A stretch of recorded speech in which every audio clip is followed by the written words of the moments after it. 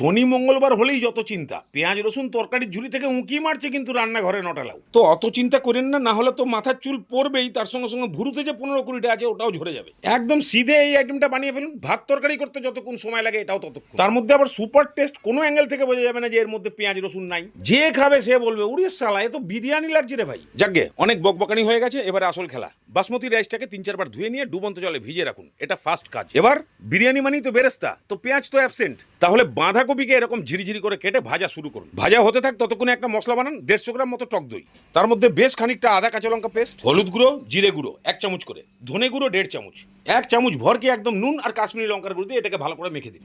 এদিকে বাঁধাকপির বেরেস্তা ঠিক এরকম কালার হয়ে গেলে এবার তেল ছেঁকে তুলে একটু ছড়িয়ে রাখুন। এবার কি কি সবজি দেবেন আপনার ইচ্ছা। আলু দিলে ফার্স্ট আগে বেরেস্তার তেলের মধ্যে আলুটাকে হালকা ভাজুন, বেশি ভাজতে হবে না, মানে যাকে সাঁতলানো বলে। 2-4 মিনিট নাড়িয়ে চাড়িয়েই ফুলকপি গাজর বিনস এগুলোকে একটু মোটা মোটা করে কেটে দিন। মটরশুঁটি এগুলোকে একটু ওথল পোথল করে খালি সাঁতলান, ভেজে সেদ্ধ করার দরকার নেই। ওই মোটামুটি 5-7 মিনিট এরকম করলে সবজির হাইট যখন কমে আসবে তখন গ্যাসের ফ্লেমকে একদম কমিয়ে দিয়ে দই মশলাটা দিয়ে বাটি ধোয়া জল সামান্য দিয়ে তার উপরে বাঁধাকপির বেরেস্তা অল্প একটু দিয়ে 10 মিনিট ভালো করে কষান।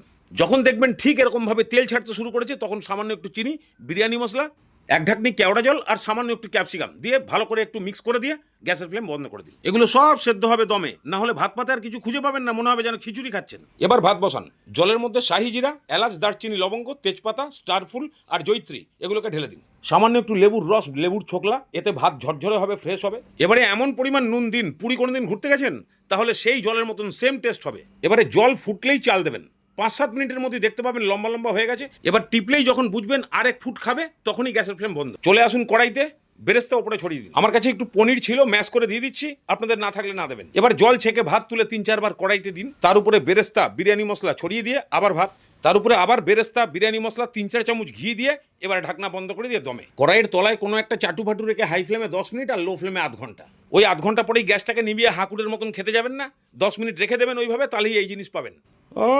একদম ঝরঝরে, প্রত্যেকটা চালের দানা আলাদা, তার মধ্যে প্রতিটা সবজিকে আপনি যেরকম ভাবে ঢেলেছিলেন ঠিক সেই চেহারা নিয়ে আপনার কাছে দাঁড়িয়ে আছে। হাতে তুললেই বুঝতে পারবেন একদম মখমল, দুর্দান্ত ফ্লেভার। আলুটাকে ধরে আস্তে করে একটা চিমটি কাটুন, সঙ্গে সঙ্গে এক গাল হেসে দেবে একদম। তাহলে আপাতত শনি মঙ্গলবারের চিন্তা শেষ করে দিলাম, আসি তাহলে, নমস্কার।